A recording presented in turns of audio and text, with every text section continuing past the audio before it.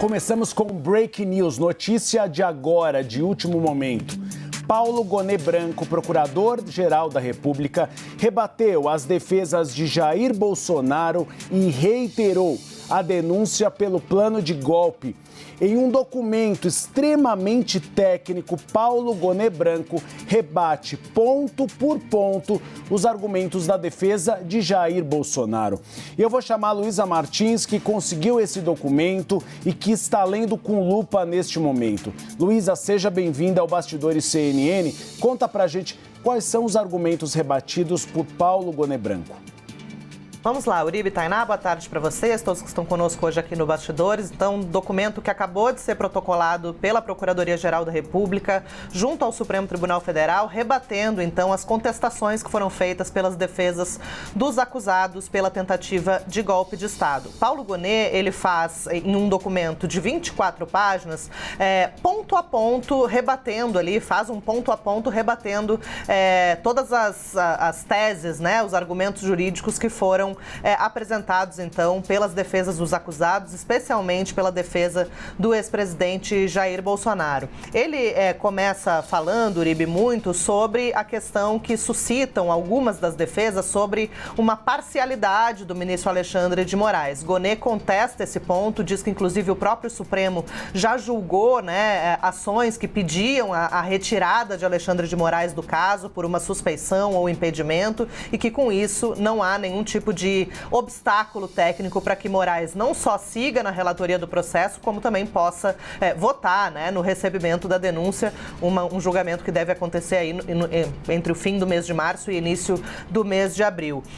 A defesa de Bolsonaro também tinha apontado o chamado document dump, né, que é uma prática que, segundo a defesa, é utilizada para anexar um volume muito extenso de páginas de forma desorganizada ali, sem uma lógica muito forte. Isso impediria, na visão da defesa, uma análise minuciosa de todos esses pontos, né, dessas mais de 80 mil páginas, e isso, então, era contestado pela defesa de Bolsonaro. Paulo Gonet disse que é vazia essa queixa de document dump, que a pertinência temática e probatória dos elementos informativos está demonstrada ao longo de toda a peça acusatória, ao longo de todo o texto ali da denúncia, que indicou os fatos considerados penalmente relevantes, as evidências que embasaram esses fatos relevantes e os autos onde essas informações poderiam ser encontradas. Então, na avaliação de Gonet, não há nenhum prejuízo ao exercício da defesa, por mais extensa que sejam, né, essas extensas que sejam as páginas da denúncia e os anexos que vieram junto. Em relação à delação de Mauro Cid, algo que também Bolsonaro e os demais acusados contestam, Gonet fala que é expressivo que o colaborador, em sua resposta preliminar, pleiteou a manutenção de todos os termos ajustados no seu acordo, reforçando a voluntariedade da pactuação desse acordo fechado com a Polícia Federal e também o compromisso do delator Mauro Cid com o cumprimento das cláusulas estabelecidas. Então, também, segundo Gonet, não há que se falar em uma possível nulidade do acordo de Mauro Cid, porque essa delação premiada teria seguido aí todos os trâmites legais ao ser fechada ali com a Polícia Federal. E um outro ponto também, Gonet contesta a alegação da defesa sobre a chamada Fishing Expedition, né? É uma prática que costuma ser levantada pelas defesas, inclusive foi levantada na época da Lava Jato com a equipe jurídica ali do presidente Lula, na época investigado nas operações, que é quando há uma crítica de que os investigadores escolhem primeiramente um alvo, escolhem previamente esse alvo e aí saem procurando provas aleatórias, né, para tentar comprovar, achar algo em relação a essa pessoa previamente escolhida. Segundo Gonet, isso não aconteceu. Ele até fala, aqui eu peguei aqui o trechinho, só para falar direitinho aqui, que ele fala que todas essas apurações que foram feitas, né, todas as provas que foram achadas, que tiveram participação tanto da Polícia Federal quanto da própria Procuradoria-Geral da República, não pode ser confundida, né, o encontro fortuito de provas não pode ser confundido com a chamada Fishing Expedition. Então ele também afasta essa alegação de pesca predatória, né, como é chamado aí em português essa prática aí que é normalmente citada pelas defesas. Um outro ponto que Gonê também aponta é em relação a um pedido feito especificamente pela defesa do ex-presidente Jair Bolsonaro, algo que, salvo engano, as outras defesas não adotaram, que foi um pedido para que fosse aplicada a figura do juiz de garantias nesse processo. A avaliação da defesa é de que Moraes, como participou como juiz instrutor de todo esse processo, inclusive questionando ali Mauro Cid quando ele foi convocado ali pelo STF para prestar esclarecimentos a respeito de algumas inconsistências que haviam sido apontadas pela Polícia Federal, na avaliação da defesa, por causa disso, Moraes não poderia julgar o caso, né? Deveria ficar com um outro magistrado.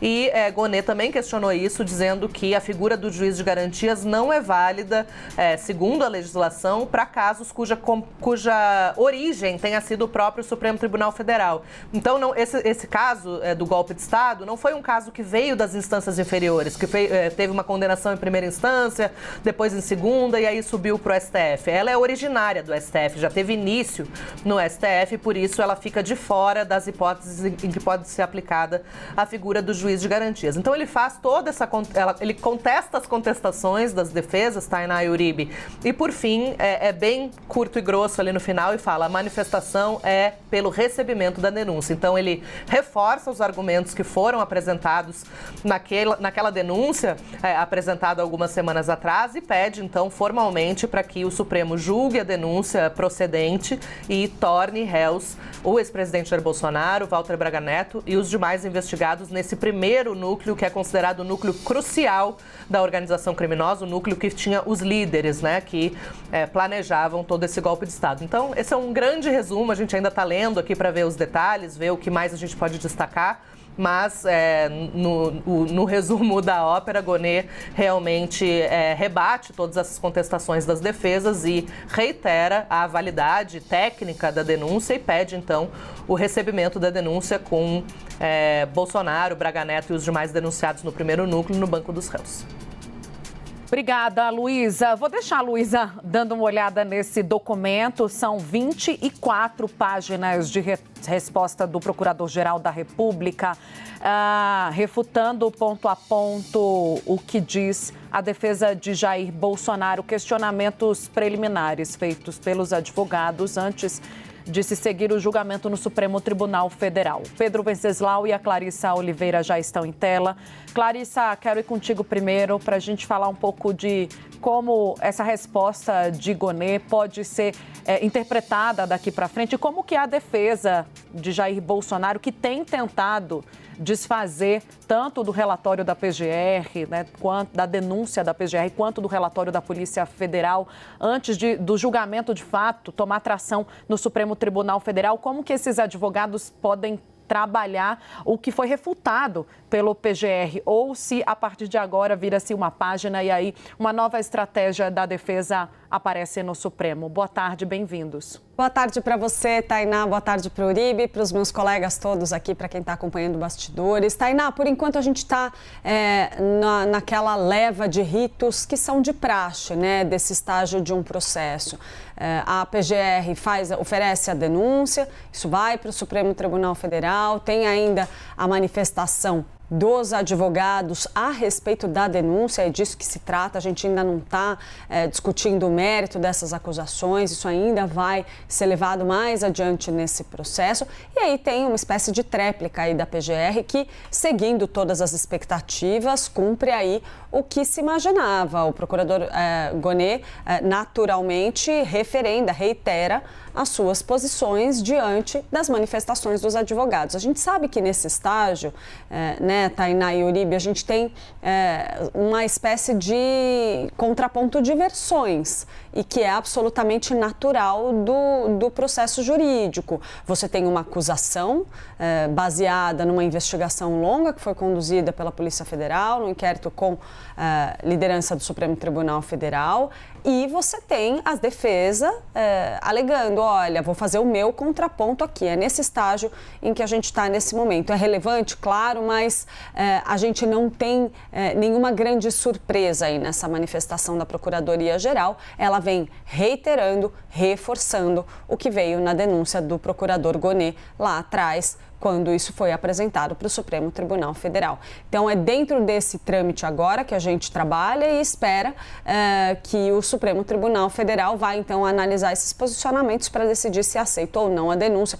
Todas as expectativas que a gente tem é de que a aceitação seja ampla, se não total, em relação ao que está colocado pelo procurador Paulo Gonet. Agora, claro, é possível que o Supremo aceite parte da denúncia, outras partes não, valide alguns dos elementos ali colocados pela defesa? Sempre é, mas não é esse movimento que a gente tem observado nos bastidores do Supremo Tribunal Federal quando a gente conversa com alguns dos magistrados. Tem sim uma perspectiva de uma evolução rápida dessa fase do processo e que as denúncias sejam, em sua maioria, pelo menos, aceitas pelo Supremo Tribunal Federal. Então, vamos aguardar aí os próximos passos, mas a gente está aí avançando um pouquinho mais nesse caso, que é tão polêmico, tão emblemático e que tem tantos desdobramentos políticos para o Brasil. Pedro Venceslau, eu estava lendo aqui esse posicionamento do Gonet, e quando eu disse que é extremamente técnico, é porque foi a estratégia da PGR, até para não abrir espaços para acusações políticas. Eu vou citar duas. Primeiro, quando eles pedem à defesa de Jair Bolsonaro que o caso seja julgado pelo plenário, não pela primeira turma. E aí Gonet cita o próprio regimento do Supremo Tribunal Federal. Ele diz que o regimento do Supremo Tribunal Federal partiu da premissa de que exatamente quem tem o direito de julgamento em ações penais originárias são as turmas, que isso foi estabelecido em 2023. Então não é que agora o Supremo Tribunal Federal faz uma mudança para prejudicar ou beneficiar Jair Bolsonaro. Sempre foi assim.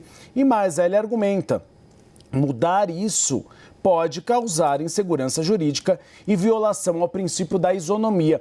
E tem um segundo ponto que me chamou a atenção, quando eles pedem a suspeição de Alexandre de Moraes, para que ele seja impedido de ser relator ou estar no julgamento.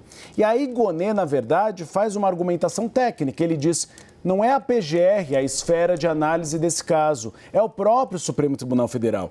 Ele diz que o caso tem que ser remetido ao Supremo Tribunal Federal. E esse é o problema que torna a arguição feita pela defesa de Jair Bolsonaro insuscetível de êxito. Ou seja, não é o nosso fórum. Ou seja, caso a defesa tenha essa desconfiança, que entre com uma ação no Supremo Tribunal Federal. Então a gente vê que ele se calçou bastante para essa resposta, para não dar margem de acusações de, eventualmente, uma inclinação política. Boa tarde, Gustavo, Tainá. Boa tarde, Clarissa. Olha, as defesas todas reciclaram teses antigas e já superadas pelo Supremo Tribunal Federal, portanto não há nenhuma surpresa nessa decisão agora, do Paulo Gonet da PGR. A reclamação dos bolsonaristas é que a denúncia do Paulo Gonet é muito mais dura do que aquele relatório apresentado pela Polícia Federal, do que a investigação da Polícia Federal, que teve mais de 800 páginas, se eu não me engano, quase 900 páginas. Segundo a Polícia Federal, Bolsonaro não teria sido... a Polícia Federal não implicou Bolsonaro, por exemplo, nos crimes de danos ao patrimônio e depredação. Então, o Paulo Gonet deu um passo à frente, andou uma casa em relação à denúncia da Polícia Federal. Os juristas com os quais eu conversei na semana retrasada, quando surgiu essa história da tese do documento dump, já diziam também que dificilmente prosperaria essa estratégia da defesa de Jair Bolsonaro. Mas era preciso marcar posição e era preciso, então, apresentar um documento que justamente alimentasse um pouco a narrativa dos bolsonaristas. A questão da delação do Mauro Cid também é uma questão que já estava absolutamente superada a partir do momento em que ficou reconhecido que ele foi de forma voluntária fazer esses depoimentos, fazer essa delação premiada, apesar do vazamento daquela gravação que saiu na revista Veja, que ele teria dito que teria sido coagido a fazer essa delação. Depois ele foi chamado lá novamente, reafirmou que foi de forma espontânea fazer a delação contra Jair Bolsonaro. Então agora é uma página virada e segue o baile. Obrigada, Pedro. Clarissa, cadê? Luísa está com a gente. A gente tem um descanso para a Luísa. porque ela é nossos olhos. Oi, lindeza! Olhos e ouvidos do Supremo Tribunal Federal no Bastidores CNN. Aí eu deixei ela sair um pouquinho para ela poder se debruçar sobre o documento, né? Porque Luísa, ela, além de tudo, traduz o que está aqui no documento. A gente fica lendo e pergunta tudo para a Tecla SAP, Luísa Martins. Luísa, vamos para a parte 14, não é isso? Página 14, quando o Gonê cita a suspeição do Alexandre de Moraes, não é isso? Sim, quando ele fala sobre a suspeição de Alexandre de Moraes e aí traz os elementos que rejeitam essa possibilidade, Luísa. Bem aí nesse finzinho, Tainá, fala aí que essa foi uma das alegações, né, das defesas dos acusados pelo golpe de Estado, de que o ministro Alexandre de Moraes seria suspeito, né, para julgar o caso, na medida em que esse plano de golpe passava justamente pelo assassinato, né, segundo a Polícia Federal colocou no seu inquérito, no seu relatório final, passava pelo assassinato de autoridades, como o presidente Lula, o vice-presidente Geraldo Alckmin e o próprio ministro Alexandre de Moraes. Então, sendo Moraes uma vítima, na alegação da defesa, ele não poderia, então, nem ser relator do caso, muito menos julgar o caso, né, seja na denúncia ou depois no julgamento de mérito. E aí, o Paulo Gonê, ele refuta esse ponto, né, e fala que os precedentes, que não há nenhum tipo de obstáculo, né, para que Alexandre de Moraes siga à frente desse processo, porque, afinal de contas, pelos precedentes da Corte, os crimes que são colocados na denúncia, tentativa de golpe de Estado, abolição violenta do Estado Democrático de Direito, são crimes cometidos contra a coletividade, não tem uma vítima específica. Então, por isso, não teria por que ali Moraes não participar do julgamento ou não ser o relator do processo. E aí, no finzinho da página 14, ele fala também que, ainda que não fosse essa situação, o plenário do Supremo já analisou a alegação de parcialidade do eminente ministro relator, o ministro Alexandre de Moraes, após uma apresentação do relatório final das investigações pela Polícia Federal e negou o seguimento à pretensão, ou seja, negou esse pedido feito pela defesa do ex-presidente Jair Bolsonaro para ser afastado, né, do cargo. Aí eu não sei se a gente consegue espelhar algumas outras páginas aí. A gente tem também na página 16 essa questão do document dump, né, que a defesa alegou que tinha muitos elementos, eram mais de 80 mil páginas de anexos colocados ali de uma forma sem sistematização, sem lógica, o que dificultava muito o exercício de defesa, porque não tinha como a defesa olhar todos os pontos e fazer a sua, né, colocar ali os seus argumentos a tempo. E aí a gente vê essa página aí que está na tela, que o Gonê rebate esse ponto, né? Ele fala que a PGR, ao oferecer a denúncia, indicou a fonte de todos os elementos informativos empregados na formação ali da sua opinião, né, no oferecimento da denúncia, e requereu a concessão de acesso às defesas dos denunciados a todos os autos pertinentes. Então, ele diz também que o volume de páginas dessa denúncia condiz com a complexidade da investigação, mas que tudo tem a fonte, que as defesas estão aptas aí a acessar todos esses documentos. Então, por hora, são esses os destaques que a gente faz. A gente também continua atento aqui aos próximos destaques dessa manifestação. E é interessante, Luísa, que ele fala que todos os acessos foram dados à defesa de Jair Bolsonaro. Então, que a defesa não pode dizer que houve algum tipo de cerceamento e nem o document dump, como você disse. Nesse caso, houve sim todo um processo de averiguação, é uma denúncia caudalosa, é uma denúncia com vários fatores e que por isso foi tão grande. Agora eu quero chamar a atenção para um outro ponto, que é a página 18, Luísa, em relação principalmente a Mauro Cid, quando ele argumenta que a Procuradoria-Geral da República se manifestou em mais de uma oportunidade pela manutenção do acordo de delação premiada de Mauro Cid, o que foi acolhido judicialmente. E ele diz, não há fato novo que justifique a alteração desse entendimento. E aí tem um ponto que eu considero bastante importante. Ele afirma, é expressível que o colaborador Mauro Cid haja pleiteado a manutenção de todos os termos ajustados no seu acordo, reforçando o que ele chama de voluntariedade da pactuação e o seu compromisso com o cumprimento das cláusulas estabelecidas. Ou seja, Luísa, em tecla SAP, o que Paulo Gonê Branco diz é que Mauro Cid delatou porque quis, nos termos que ele quis e que ele não foi forçado pelo ministro Alexandre de Moraes a fazer uma delação premiada.